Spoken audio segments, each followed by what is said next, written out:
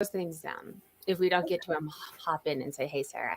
Hello, friends. Happy Friday. You guys made it through another week. Welcome. We can answer some general questions today, like me and Anna normally would, but we're going to spend the bulk of today talking with Lori and Yinka about they are on eBay's government relations team. It's a volunteer position. eBay has a government. I'm going to take that back. I'm going to let y'all say what it is. I'm just going to I can already hear myself ruining it. So I'm going to let Lori and Yinka introduce themselves a little bit and then talk a little bit about what eBay's government relations is, what the purpose. They don't work for eBay. They are private, sellers who kind of help out eBay on that front. So I'm going to let you guys know me and Anna. So Lori, if you want to introduce yourself. Sure. I'm Lori Wong, and I'm an eBay seller here in Georgia, a little town called Powder Springs. And I'm a charity seller, so I sell on eBay for charity. We have a nonprofit food pantry that serves about 1,200 families a week. And just to give you perspective, last year we did 3.5 million pounds of food. And a lot of revenue that's generated on eBay goes towards purchasing that food. So that's a little bit about us. And you're on your 20th year? Yes, we are celebrating 20 years serving the public this year, 2023. So it's a celebratory year. Congratulations. And thank you. And the reason why I got involved with eBay for charity, the government relations team, is that it's really a world-class organization that proactively it interacts with policymakers on our behalf. They lobby on our behalf for sellers, not just here in the United States, but worldwide. And they do it alongside sellers. So they pick sellers from almost every state and bring us into Washington, D.C. To help in the lobby process. So it's great exposure. It's an educational opportunity. And I've really enjoyed it. Yinka, I'll turn it over to you. Oh, well, I have a question real quick before we get to Yinka, because if I'm thinking it, I think other people probably are as well. So you said that you get picked. If people are listening to this, they want to get involved as well. Is it like you're special and the eBay came out not at all. You are special, Lori. So no, not at all. But if anyone is interested, interested in this, is it open? How do they get involved? I guess. I can only tell you how I got involved, and I was asked. Okay. So I think it was probably because we don't have a whole lot of sellers in Georgia, and I was just low-hanging fruit. I have a little bit of insight into that too. I've recently come on board, and I'm just in the beginning of it, so I don't know a whole lot about it yet. But the process for me was that I expressed interest to someone who does work for eBay in that department, and they basically followed up with me. It was just, I sent an email saying I'm interested in doing whatever I can to help out. And they set up a time to kind of talk to me and get to know me a little bit. Because like Lori said, they want a wide variety of representatives of small businesses from different areas, and how all that works in Washington, your different regions that, are lobbying to different specific people and stuff like that. So they kind of get to know you, get to know, where you could be plugged in and kind of what your story is, because we're very much the human, personal, individual, anecdotal small business face of the impacts of what's going on. So if there's a good place, that you kind of fit in and can be one of those voices that they can draw on when they need someone from that district or whatever, then they sort of have you in the queue and they keep you up to date with everything that's going on. And of course, whatever comes available, whether it's signing, a petition or, talking with someone, sharing your experience with someone as a small business owner, whatever comes along that they need you for, they'll ask if you're available, and that's just kind of how it rolls, and you get to stay updated on all the nitty-gritty details of some of the other stuff we're about to talk about. So hopefully that makes sense. And I just quickly Googled, so tell me if someone clicks on this and it doesn't take you anywhere remotely close. This looks like probably the link if you want more information. I'm going to pin it to the top of the chat. Okay, you can get your turn. Great. Thanks for having me. It's great to see familiar faces here today. So my background with eBay's government relations, I would say it just starts in 2015. We'll go back before that. I just was a seller on eBay, just a normal seller, and I took the plunge to go to eBay Open, which is one of their big conference in Las Vegas. And I remember the first year I went, I was just overwhelmed by all of the big time sellers, just a lot of information being thrown at you. And so I'm walking around the event space and I see the eBay government relations booth.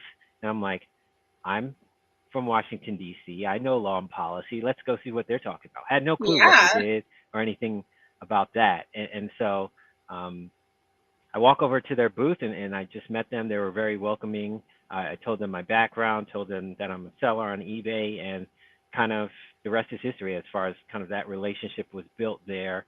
I think it helps that I'm local. I'm a seller. I sell in the fashion industry, and oftentimes like those e-commerce rules and things of that nature come up, and I just feel like I'm local. I'm available. Kind of like Lori said, low-hanging fruit, where they can use me. And the great thing I like about eBay government relations is they don't look at necessarily your numbers or anything, because when I got started, I wasn't like a known seller. There was no exposure or no grants, none of that. I was just me, just showing up. And you're a part-time seller, right? Like this is, correct. Like Lori does this as a nonprofit and she is like crushing it, but you are a full-time lawyer and then you kind of just side hustle eBay, right? Yes. Yeah. So I'd say full-time and full-time, but yeah. But yeah, definitely have another full-time position and kind of, so wasn't really a huge seller, but just the exposure that they've been able to provide has been great. I know, as Lori mentioned about the fly-ins, where you get that opportunity to be in front of lawmakers and really voice your opinions. You're not just writing a blog or anything like that. You're actually telling them these are the issues and things of that nature. So just the fact that I was able to go to Capitol Hill, even go to the White House on one of the fly-ins, they had a segment for small businesses at the White House. So, and just kind of like pinching myself. I was like, I just sell sneakers on the side. What am I doing at the White House? What do you do if you're in DC though and you get called for a fly-in? Do you just like fly around for a minute? I know. I was like, I missed on the flight or anything. No, but they send a car for me. They even put me up in the hotel. Like it's like right down the street, 20 minutes away. Yeah.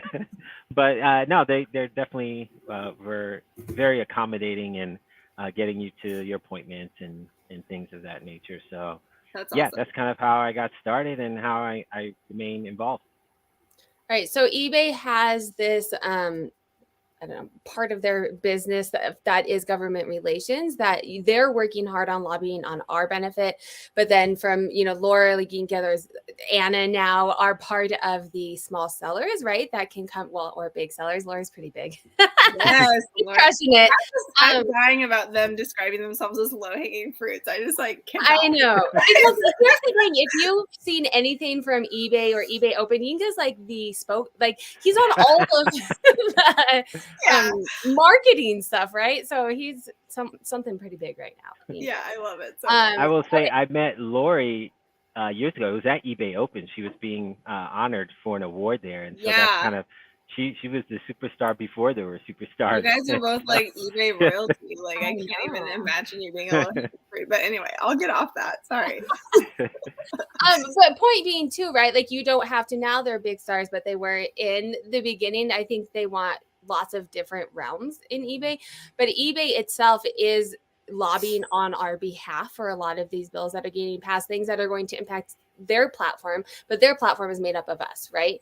And so I want to talk a little bit in today's live, and feel free to ask questions if you guys have them, about some of the legislation that either didn't make it through, or some of the hot topics now that could impact us as sellers, kind of what eBay's doing what they are and how they would impact us, and then kind of what eBay and you guys are doing on our behalfs for them. So It's kind of going to be up to you guys. If you want to bring up kind of the hot topics, I know we talked a little bit backstage about 4 of the big hot topics now. I don't know if there's one that you guys want to start with. Yeah, I think it would be important to start, since it's tax season or tax season is approaching. Yeah. I think we should talk about the impending bill that would affect sellers. It's called the 1099K tax reporting threshold.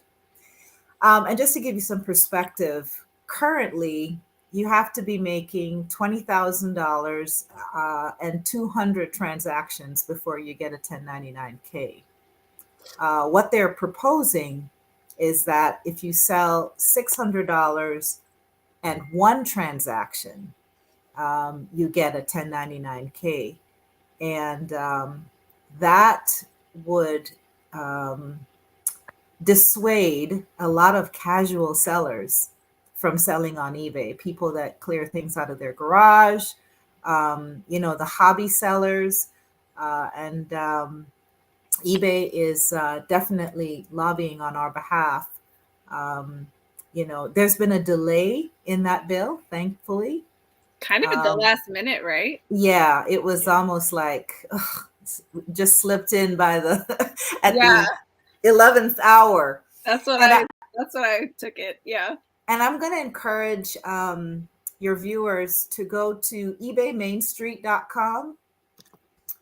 That's ebaymainstreet.com. You're going to find a lot of information from government relations, not just what's happening here in the United States, but worldwide. And it's a great way to keep abreast as to what's happening in the government relations arena. So I'll pass it on to Yinka at this point. Just to clarify, and Yinka might clarify this a little bit. So this bill, I guess I didn't pay enough attention because I know for this tax season, I didn't realize that they had kind of pushed it off and it wasn't completely off the table. It's still on the table. They just made it not for this tax season, right? Correct. So let's talk for people watching and don't have any idea. Let's say they have no idea what's going on. This year, the rules are the same as last year, right? Mm-hmm. Where all year long, everyone was like, oh my God, what are we going to do? They changed it. And then at the very last minute, they're like, oh, just kidding. We'll push it off, right?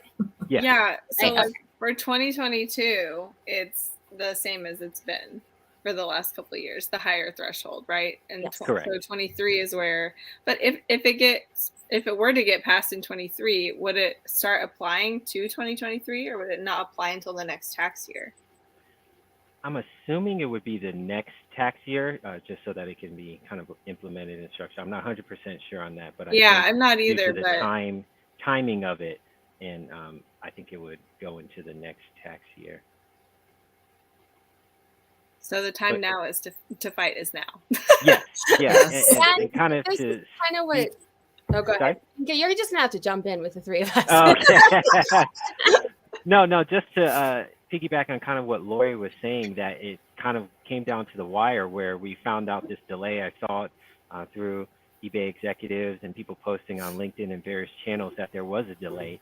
And that's definitely an encouraging sign to see, because just this past year when I did the fly-in and was talking to Congress people, this was one of the hot topics. And so it's kind of, you see your work, you see the products of your work, like the fruits of your labor, right in action. Even though we weren't able to defeat it outright, even a delay is something that can be seen as a positive for small-time sellers, even big-time sellers. Like people, you feel empathetic for somebody who's just trying to sell miscellaneous items that they have, and then they receive that 1099. I know I still cringe, even if I get a 1099 from my workplace or from somebody else, have my little folder with all my tax documents. It's time consuming, and you'd rather be doing other things, sourcing, listing, packaging items. Nobody enjoys doing taxes. And so if you can find some people do. We have an accountant coming on in 2 weeks that maybe him. Maybe. Well, her. But, if you guys have more tax questions, we have an accountant coming on in 2 weeks. But So it was just great to see that it was delayed. That at least gets in our minds that they're thinking about it.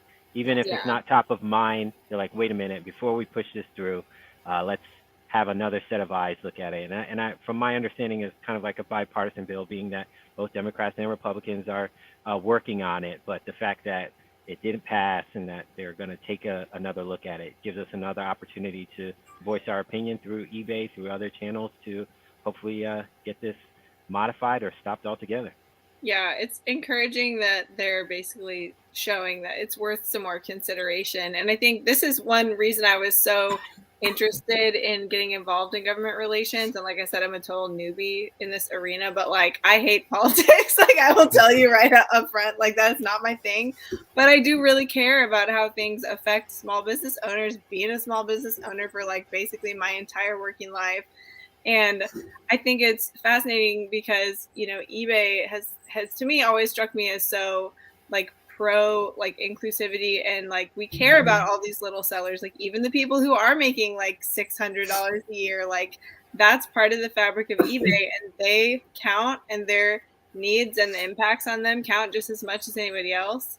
And I really love that sort of group effort of like, we can, you know, this would negatively impact like a huge chunk of eBay sellers and discourage them from using the platform, you know, and that does affect all of us. But even if it didn't, like it affects the eBay that we're all part of, you know what I mean? So like, I love that we can sort of have each other's back in that way. And I think it's really cool to have the opportunity. So, Absolutely. And if I could just interject, eBay does this not just for the United States, but worldwide. Yeah. And that is so impressive. You know, when you go on eBayMainStreet.com, you see all of the lobbying and the legislation and the work that they're doing in Europe and just across the world. And it makes you proud that they have this global view. so when we're complaining about our fees, remember all the work that they're doing. Yeah, seriously. Yeah. So I have a question. So they're trying to pass the bill. What is their perspective? I would assume it's just we want to collect more money for like we want to make sure that you're claiming taxes. And from eBay, our perspective is, hey, we're not a sophisticated seller to be able to do that when we're selling $600 a year, right? Is that and a quick, one easy sum up of the two different sides' perspectives? What do you think, Lori? I would say so. That's the simplistic view. I'm sure it's much more complex. Right. Yeah. And, you know, it also varies according to state on and who's lobbying for what. Yeah. But, in general, in general terms, yes. So that brings up. Oh, go ahead, Inka.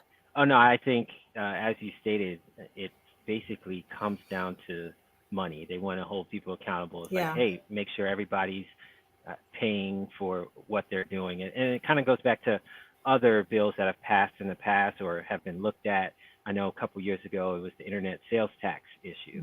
Where are we going to tax all sales on the internet and things like that? And ultimately, this money goes to either the states or the government. So those particular bills, I think, generate around money or revolve around money. Yeah. And that kind of Biff Buffo is saying that the threshold to be 5K. Is this kind of on? It seems like such an extreme to go from 20,000 to 600. Like, is there talk that maybe something more in the middle would be a little bit more reasonable? Yeah, I don't know, and I'm not privy. I don't know who is privy to those backroom negotiations. Like, how do you go from that extreme, from 20,000 to 600? Where's the formula or the calculation? I think the reason for that is because as an employer, if I employ somebody and they make over $600, I have to provide a W-2 for them. So I think they use that number because it's an easy number. It's already established. It's already established, right? For some other purpose, Yeah, because if somebody makes over $600, you're required, you know, to give them that W-2. Yeah. All right. I think I want to move into something else, but we're having quite a few questions about like the taxing and how to account for things. That's probably not the best audience today, and I want to get a little bit more into the government relations questions, but I am having a tax accountant on in 2 weeks. She's going to be on the Friday with us. Bring all those questions to her because she does like doing taxes and she knows what she's doing. And so she can answer a whole bunch of those questions around the 1099, the new law that that got pushed off, and all of these kind of questions that we're having in the chat. Bring next week, 2 weeks. 2 weeks.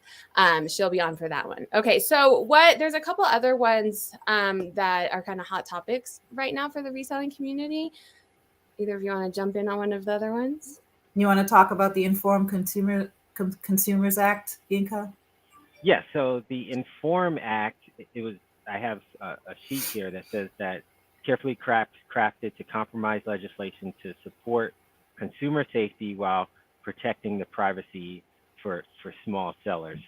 So they would like for you to kind of inform or say what you're doing, and like it is actually about consumer protection, whereas let's go back. So the other side is the Shop Safe Act. So the Shop Safe Act is kind of the counter to the Inform Act. The Inform Act would be ways for us to kind of inform people that this is what we're selling and how we're selling it. Whereas the Shop Safe Act, it says here, would hold e-commerce platforms liable for sales of counterfeit products unless each of 13 measures are satisfied. And some of those measures are, you need to have a registered agent, government issued ID, meaning that the platforms must identify and verify sellers' identities. You must verify the authenticity of the goods. So they're requiring the platform to do that for all items, not just sneakers or the hot All items. Yes, that's what they're saying here. They're saying verify the authenticity of goods, third-party contractual requirements, and one that really stuck out when we talked about this was kind of the three-strike removal policy. So arbitrarily, if a company or a buyer indicates that you sold a counterfeit item, if you got 3 of those strikes, you would just be removed from the platform. And so I think that's detrimental to what everybody's trying to do. I don't think there are many sellers. Well, I can speak for all of us here. We're not into selling counterfeit items. We're here to make money, to provide a service to people, which is our business. And I think the crux of the Shop Safe Act, what they were trying to do, in speaking, I don't recall the actual congressperson's name, but we basically asked, what is it about the Shop Safe Act? Why do you have this? And her story was she has young grandchildren, and the items that she purchases for them, whether it be a stroller or things of that nature, she's worried that it would be counterfeit and injure her grandchild. I was like, okay, that's understandable, but this Shop Safe Act is overreaching in that it asks also to kind of you're supposed to identify the seller, name and address, pre-purchase. So before you even make the sale, they want all of this information, they want all this data from you, just to hold you accountable if you were to sell a counterfeit item. So I think it's, again, that it's an overreaching act in what they're trying to do. That 3-strike policy really stood out to someone like me who sells in the fashion industry, because I'm sure all of us at one time or another have heard of Vero, the Vero strike, where a company does not want you selling their items, so they'll strike it and take it down for arbitrary reasons. I've had some companies, I haven't received them recently, but I've had some companies send me the strike and then send me an email address saying, you need to respond to this email with why it's not authentic, inauthentic or something. They say my item was inauthentic, but they provided no proof. I have receipts, things of that nature. And then when I too, because we don't have receipts. Exactly. Right. I know. you can't itemize items. Not everybody's going and doing online retail arbitrage, things of that nature. So not every item can be itemized. And even for the simple fact they sent me an email address, I typed them a nice response with all of the facts laid out just to have it bounce back to me. So it wasn't even real. They just wanted to remove my item because they saw their name of that brand in there and said, we think you're selling a counterfeit item, therefore it should be removed. And so the Vero comes in the company will contact eBay, who will then contact you and remove your item. And so just things in ways like that companies are able to kind of manipulate and game the system to kind of attack small sellers, because sometimes big companies don't want sellers like small businesses to profit off of their goods. And so there's always going to be that kind of war. So that's kind of what the Shop Safe Act is about. This is the one that I am most concerned with from what I sell, because I see that happening, and I see as e-commerce, secondhand, sustainability, fashion industry is getting bigger. The retailers want a piece of that pie, and they want it from us, right? And so they're going to start doing things like this, and essentially be like, "You can't sell our secondhand goods. We want to sell them." And they're bigger than we are. I'm going to lose against Lululemon every single time, right? With that attitude, Sarah. I mean, let's be honest. No, but I was thinking of that. I think I was talking, like, you brought that up multiple times recently, where it's like, hey, this, these companies are figuring this out, and like, here's another way that would be really beneficial for them to essentially, like you said, almost like attack small sellers, throw these claims at them with like no accountability, and then we're the ones who have to scramble around and defend ourselves, which takes time and resources, when it's like they don't have to justify their claim at all. They can just make it, oh, that's counterfeit. Like, okay, why? Like, why do you think that? Or do you think that at all? Or is it just that my brand is in, your brand's in my listing or whatever? So where is or Lori, were you going to say something? I was going to say that's exactly it, because they know we don't have the resources, and for a lot of us, the time to fight time it. is a resource too. We're already grinding, and you get something like that, you're like, oh my goodness, this is the last thing I need to pursue. Just take it down and give it away. Right. I've kind of seen on YouTube, and you can just do a simple search on YouTube, where some of these companies will take it that step further and actually sue the small business owner. And that's not, they have their whole gang or their whole army of lawyers, and you're a small business owner. So how do you compete or battle something like that? So it can be definitely daunting and challenging if it gets to that level. So where is it sitting right now? I think that's one that's still kind of up in the air. We countered, or eBay and small businesses, as Lori mentioned, countered with kind of the Inform Act, which calls for eBay and other platforms to get information collection or collect seller information, but it just doesn't reach to the level of kind of the Shop Safe Act. So there's kind of a seller threshold. So sellers with $5,000 in sales or more, or over 12 straight months, then they would collect certain information and kind of just to be informed. That's why it's called the Inform Act. And so they'd have like that bank account information, just information about the seller, who they are, and what they're selling, without overreaching kind of into your business, which is what Shop Safe does. So the Inform Act is more about getting in our business, but not necessarily what we were just talking about. It wouldn't get rid of any of that on them being able to say, hey, this is counterfeit, this is counterfeit, this is counterfeit. Yes, it doesn't. The Inform Act doesn't kind of address like legal trademark liability, or a company coming to you saying, this is a counterfeit item. So there's no kind of like 3-strike policy or any of those other measures that need to be met to satisfy the Shop Safe Act. So that's why kind of we're leaning towards the Inform Act, because it kind of satisfies some of those concerns that the Congress people had as far as who are these people, what are they selling, but without diving or digging too far into your business. Oh, I see. So they would know who we are, but then they wouldn't be able to do the rest of the part. Like that's like our counter offer. Exactly. I'm not a lawyer here, Yinka.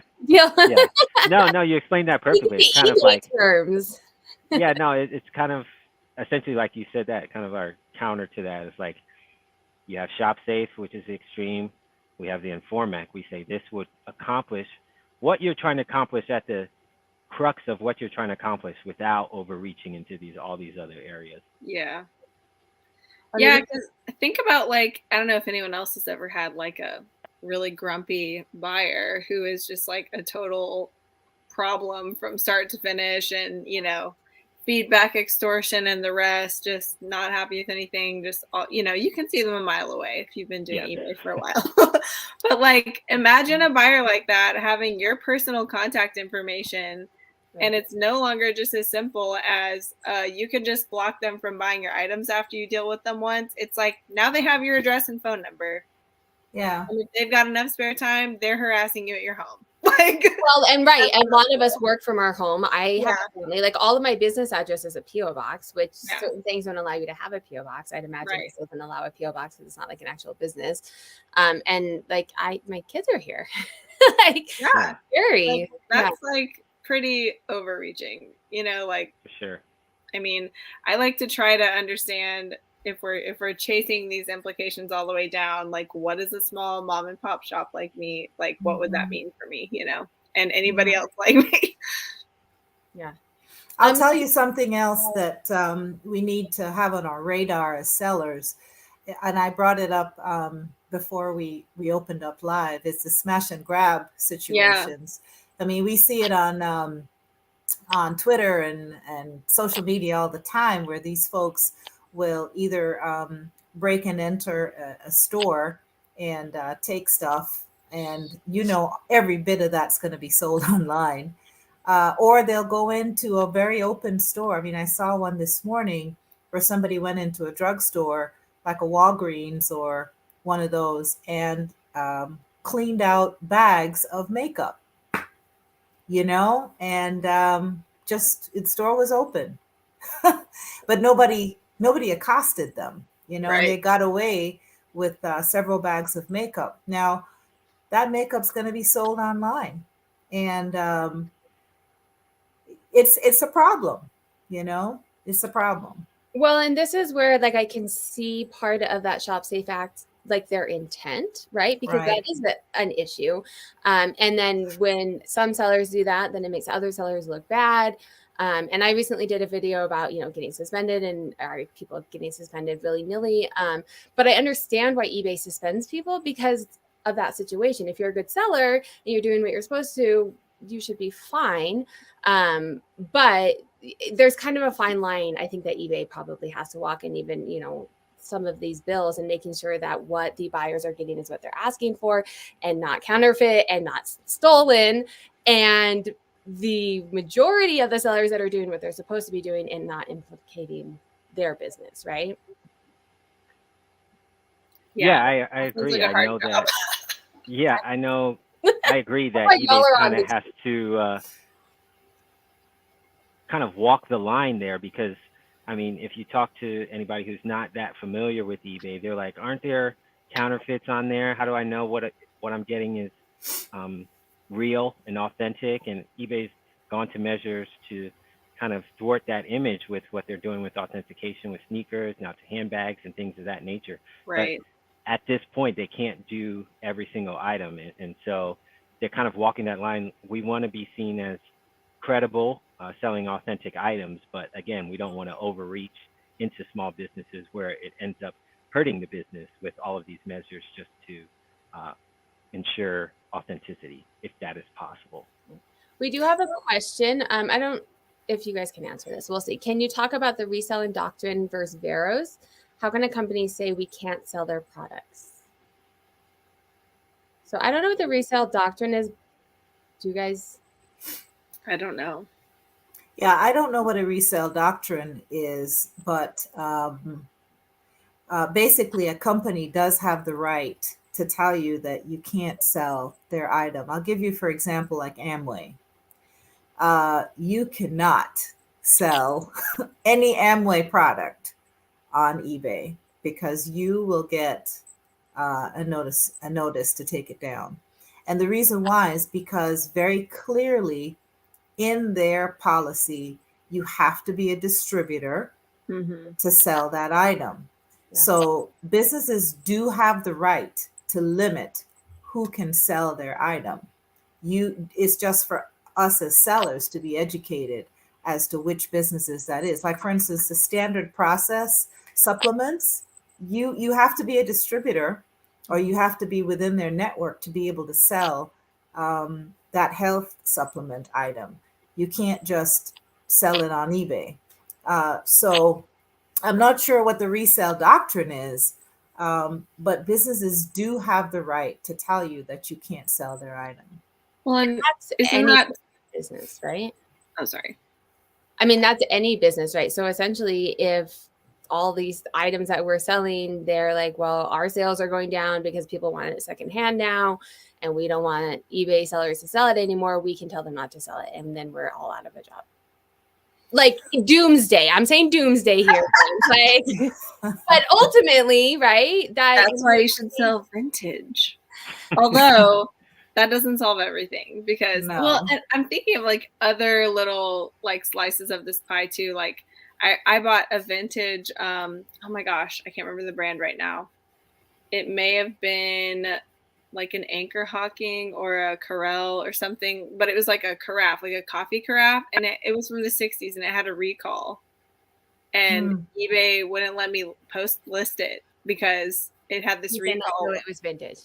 Yeah, even though it was vintage, the recall was probably 40 years old or something, and I just had no idea that there was a recall on it because why would I? I saw it at like a flea market or something. But I was like, oh, well, I guess I'm giving this away because there's literally nothing I can do with it. But then there's also like, you know, trademark issues. Like you can't list like a Gerber onesie because onesie trademarked. And like Lego. Lori, didn't you have a Lego issue? Yes. Huge Lego issue. Yeah. Is that like the same kind of thing where that's a company that said you just can't sell our items? Like yeah. Okay. And like you can't say Velcro. You can't say the word Velcro. You can't say Velcro. Yes, I've heard of that Velcro one. Yeah. Oh gosh, I can't tell you how many items we had to change. It's hook and latch. Yep, hook and latch.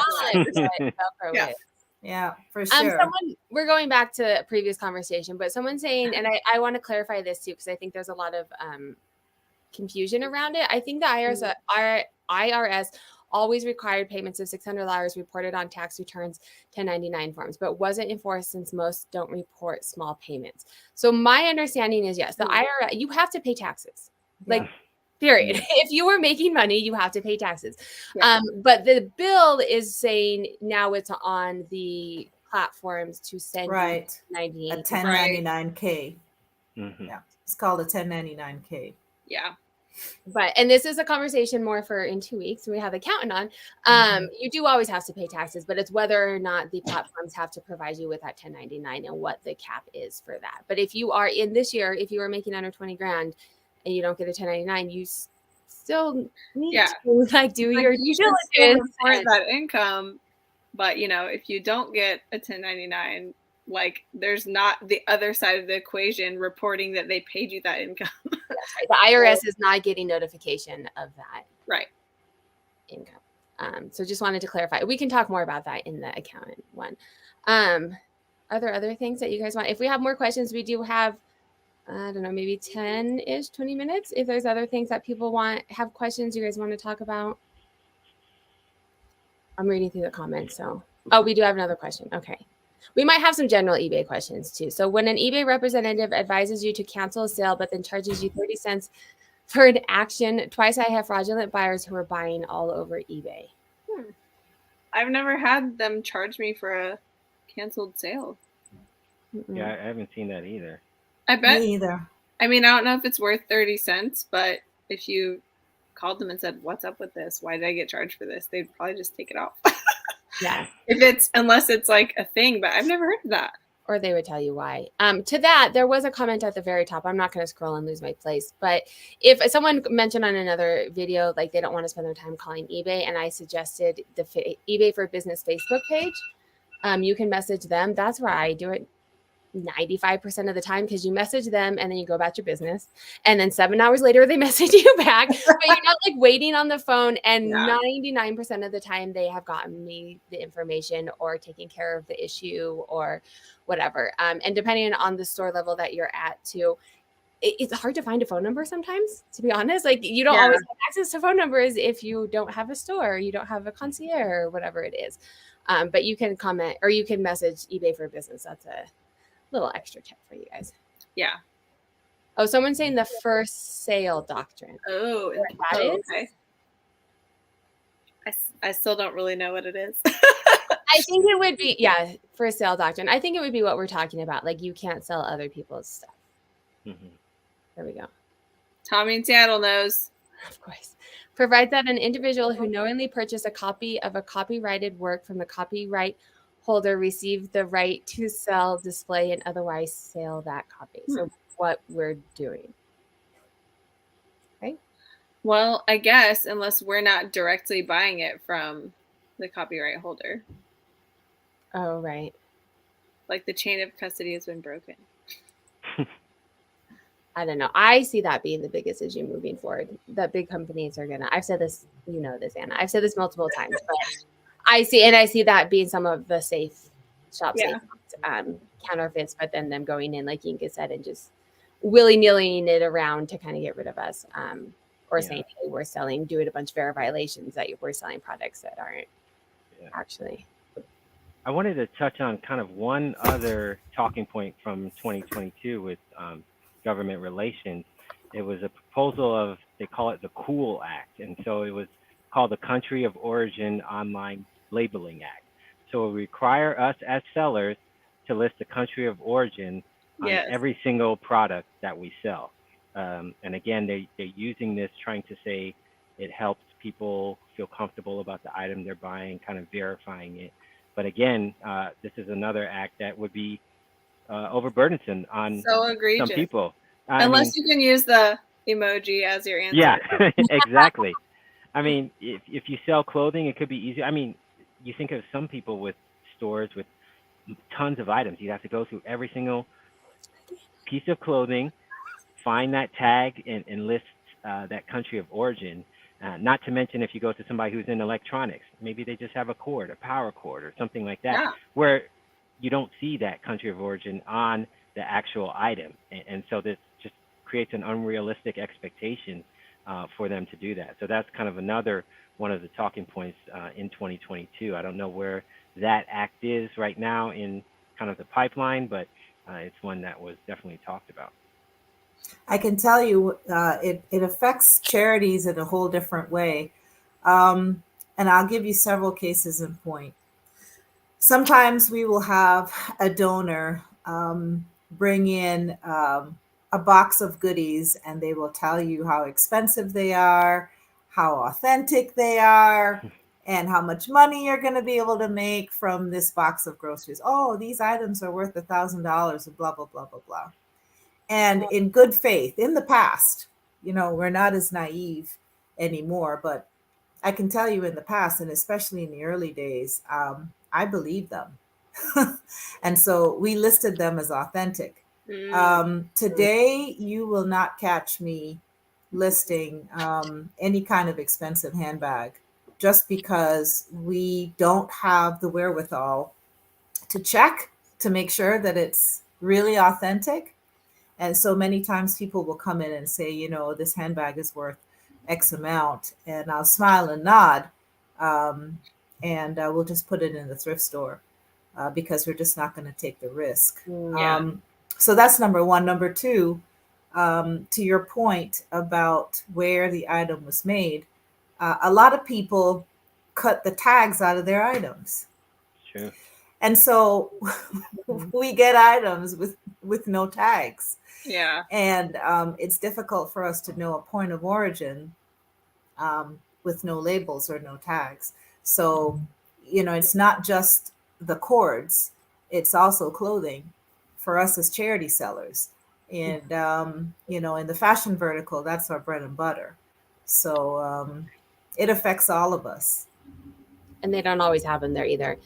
Someone does have a question. Is Goodwill, I'm assuming that's like Goodwill is one sentence. I read it like 4 times to make sure. Is Goodwill helping resellers in these pending laws? So is Goodwill do anything around this? Because it probably impacts them too. Well, right? And they sell online a lot too. So that's pretty interesting. Yeah. It's a good question. You guys know? You know, I have never seen a Goodwill representative at any of the government relations. No. Yeah. No? Yeah. Guys, let's find them. Yeah. I have a couple of Goodwill stores follow me. Oh, really? Yeah. I was like, I remember when the first one did it, I was like, I don't make half as much money as you do. Why the heck are you following me? But, hey. They were like Trying in to get inside information. Yeah. Yeah, Competition, maybe. right? I don't know. I mean, I don't know what we could Laura's just provide like, to all right, them. watch me. Yeah, sure.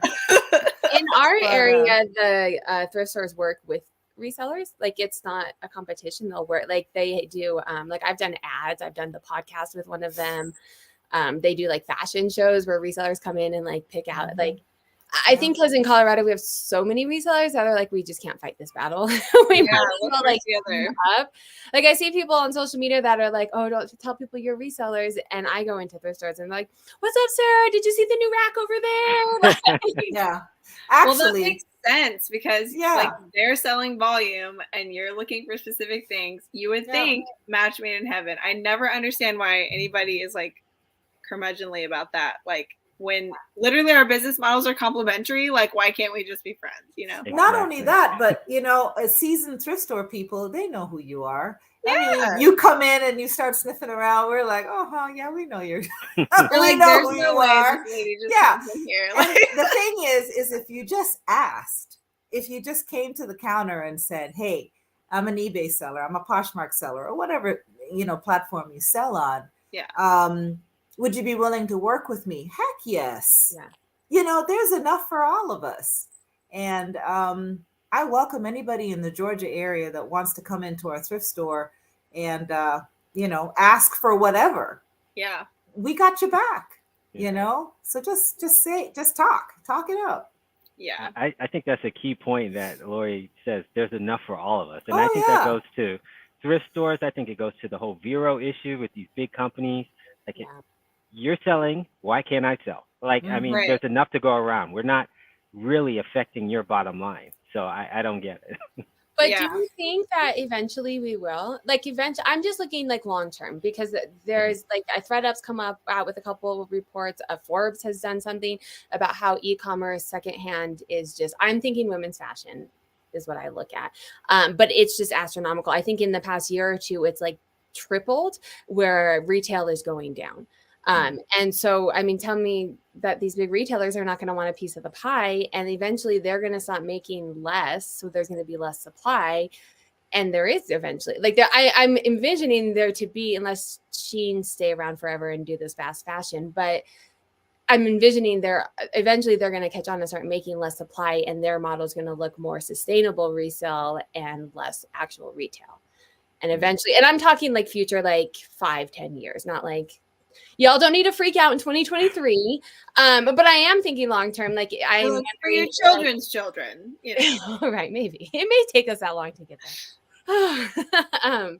But I mean, that's kind of how I envision things where bigger companies are getting, because that's where we get it from, right? Is the bigger companies. And if they aren't selling as much, they will stop making it and they will move into what's selling, and that's sustainable fashion. Right. We do. I think that as we evolve, we always find a way to make things work. And America is built on the backs of small business. So at the end of the day, I think that there will be some sort of a compromise. I can't see, small businesses being completely crushed. Yeah. I think we're going to evolve together. Do we have to fight for what we perceive to be our rights? Absolutely. I don't think we need to lay down and just roll over. But change is good. Evolution is good. And I think if we embrace it, not from a standpoint of, I'm old enough on eBay to remember when people quit eBay over feedback. I've been selling on eBay now since 2005. Yeah. And I remember back in the old days when we would go to eBay, eBay Open, it used to be called eBay Live. People were quitting over feedback. Feedback was a huge thing. And we've evolved. Does it get messy and bumpy as we go through change? Of course it does.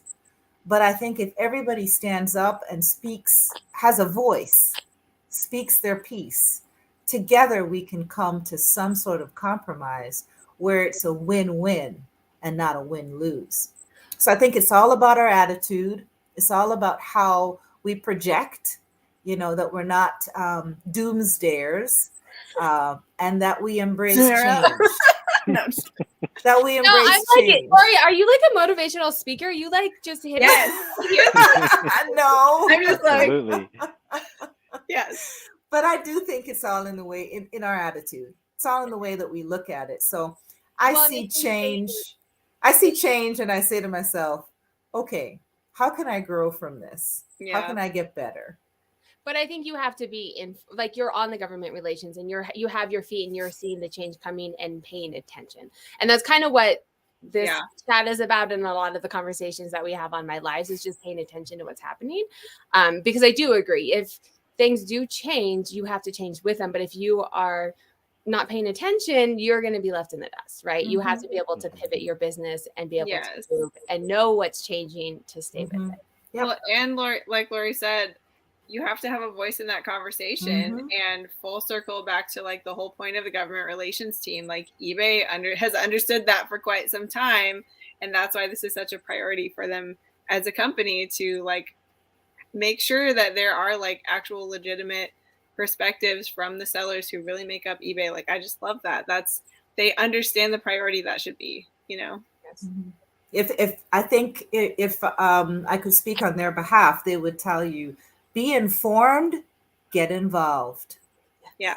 And there is a link pinned to none of us work for eBay, but there is a link pinned. If you are like really into this conversation and you want to be involved more, you want to understand more, you want to speak on our behalf, I would gladly invite you to, because that's not something I want to, but I want someone else to do it for me. So there is, I appreciate all of you. I think my light, I'm standing on my light, it keeps flickering.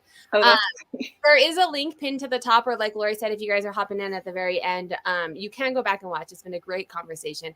But eBay Main Street, government relations, will have a whole bunch of information. You can get involved at whatever level. You can just sign petitions. They will send you when there's a petition and they need so many sellers, to make it go through or whatever, they will send it out. If you have asked to be on the list, they don't just spam us. They spam us sometimes with a like, hey, get on the list. But they'll send that out to you, or you can go all the way to the level of where you're going and speaking, at the White House if you're Yinka, and step in at a more intense level. I do have to pop up a couple minutes early for a kid thing, but if there's anything else that you guys want to share, and then do make sure to Lori and Yinka's information is down below, but I don't think we've even heard of what your guys' eBay stores are. So if people do want to go shop, feel free to give a full little spiel on who you are, where they can find more information and buy from you, as well as anything else you want to kind of wrap this up with. So again, I'm a charity seller. Our eBay store name is Reflections of Trinity, and we are a food pantry that feeds about 1,200 families a week. Just to give you perspective of what we do with our eBay revenue, last year we served 3.5 million pounds of food to over 77,500 unique individuals. Wow. Our website is reflectionsoftrinity.org. You can get more information there.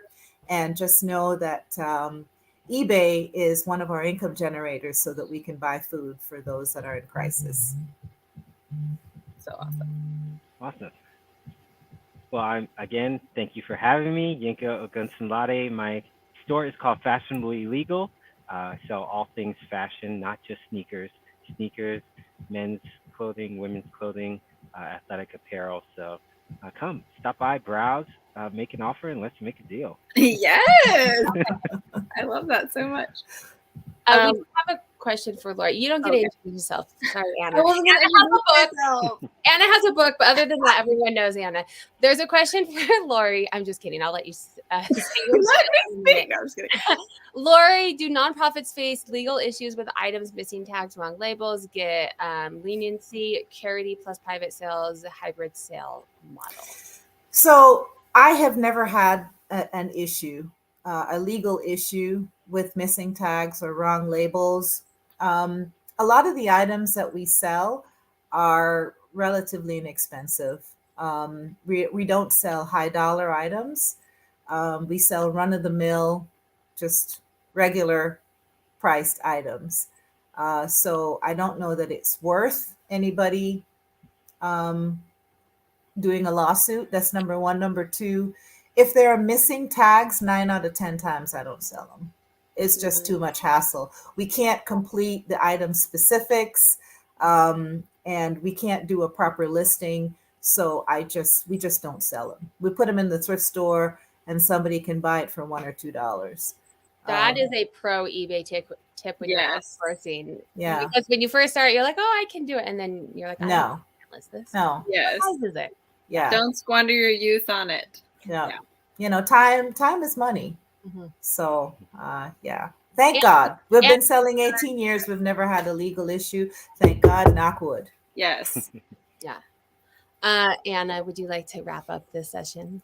Yes, I just wanted to say a final word about, since I'm a newbie with government relations, just wanted to say that as someone who hates politics and will tell you that as a blanket response, it's really not like too demanding of like your time. It's not too complicated. Like, get involved. It's not going to like be a new part-time job for you. And it's really important. So if you're even a little bit interested, and even if you hate politics like me, like, it's still worth investigating and finding out if there's something you can do to help out. You know, it's not a huge burden. It's like a really cool opportunity. So just want to encourage you to look into it if you're even a little interested. And if you don't and want to stay informed, I'm going to have Lori and Nika back if they would be so inclined. And we'll do like some updates and stuff as well, because I think it is important to be informed. So make sure to subscribe to the channel. Make sure to follow Anna, Lori, and Nika. Shop from their stores. Support them in all that they are doing, and thanking them for doing this on our behalf as eBay sellers as well as eBay. I am going to do I won't be live again. So if you are in Denver, just real quick, I am doing an eBay seller meetup next Thursday. I'm like taking over. That's what I do. You guys do government relations. I like get people together. I'm taking over the networking group. eBay Brian from the podcast is coming out, as well as Dana from List Perfectly is going to be there as well. So it's going to be a really good event. If you are in Denver Metro, there's a link. There's a Facebook page, but if you go to the eBay seller site, there's a event on there as well if you guys are interested in coming. I bet if you send Yinka a plane, he'll come. Yeah. I don't know, like, yeah, sure. I'll be there. Subscribe to their channels. All right, thank you guys so much. Everyone have a wonderful weekend. Yes, happy weekend. Thanks. Bye everyone. Bye.